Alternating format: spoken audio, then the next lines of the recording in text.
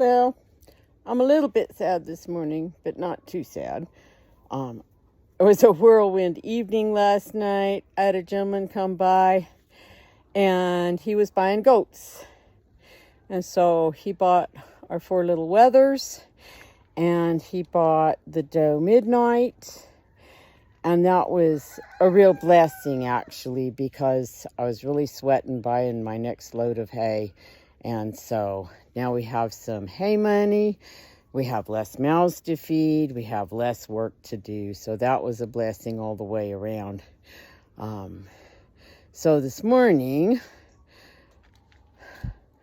let's see if we can tear down. Let's see if I can.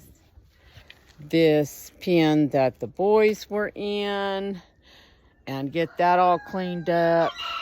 That'll make my walkway through here wider. We can get some trash out of here maybe.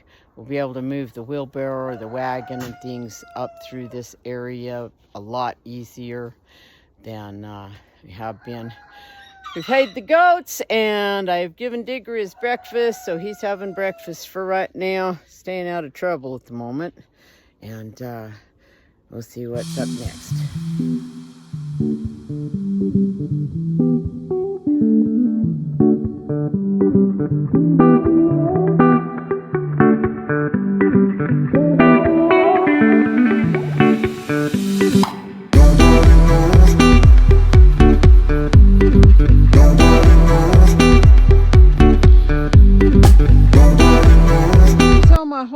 As a catch-22. Before I pull that pin down, I need to clear a pathway over that way, all the way to those bushes, because I need to move them so that that's a garden space in there, and I need to put these panels around that garden so Digger can't get in there and dig things up and trample things.